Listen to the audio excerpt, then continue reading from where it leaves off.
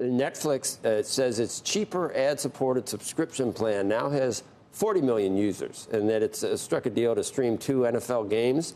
When? On Christmas Day. For more insight, let's bring in Mark Mahaney, head of internet research at Evercore ISI. We're watching this play out. It's taken years for streaming to see what it's finally going to look like. I've been struck by the new bundles. So it's like what's old is new, and I feel like deja vu all over again. Am I going to have a streaming bundle? That's the way it's eventually going to work. You probably will, and most people do now. So what's so interesting about this deal is just what it reflects. So Netflix is actually now big enough to economically afford to carry NFL football games, and the answer is yes. Right. They've got 270 million paid subs, and for them, the cost of any NFL game, these 2 NFL Christmas games, it's the cost of a medium-sized movie for them. So it's already in their $17 billion content budget for this year. And now they've got 40 million viewers. They had 5 million last year at this time. My guess is that next year they'll probably be close to 80 million. And they're doing this globally, too. That's one thing they offer to any content provider, which is that they offer this global reach. Because believe it or not, there are a lot of people who really enjoy NFL that don't live in the U.S. And right. So Netflix can actually give those viewers an audience. They have someone that can bargain for which games and matchups that they. I mean, I wouldn't want a bunch of crappy matchups. And you have to have someone who's smart enough to know who's going to be good in advance of the season, don't you? I guess you do. Somebody hopefully has figured that out. But to me, this is kind of a coming out moment, another coming out moment for Netflix. They're big enough, they're material enough, they're substantive enough, they got the cash to do it. Now you're going to look at more.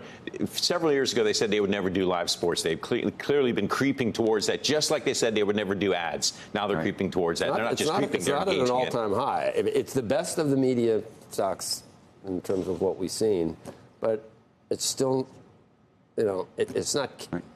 it's not back to 700, or what was the high? I think 680, 690. And that's when Squid Games came out. And my guess is that when Squid Games 2 comes out later this year, that's probably the catalyst that takes it back there. What is the incremental improvement you think that will come from these games? Meaning in terms of new subs, or do you think preventing churn?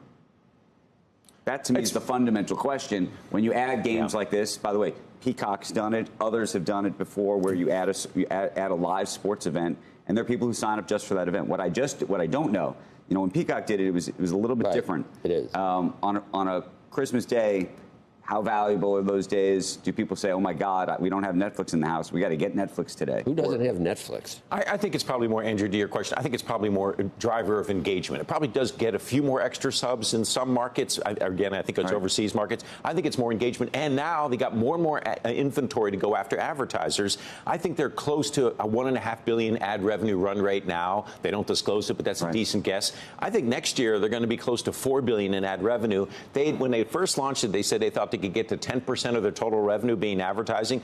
I think they're going to get there next year, and that's a good, healthy diversification move for the company. And how much do you think that these kind of, I don't want to call them stunts, but efforts like this are used effectively to promote the rest of the platform? Meaning, you go on the platform, you go to watch the game, and by the way, this is how the big linear networks did it. You go to watch the game, and then they would promote during the commercial breaks, not just paid commercials, but commercials for all the other programming. I'm sure that's it. It's just like the Mike Tyson, Jake Paul fight and worldwide wrestling coming up next year. Like, all of these are just kind of more and more tentpole opportunities for the company to bring in more users and increase engagement.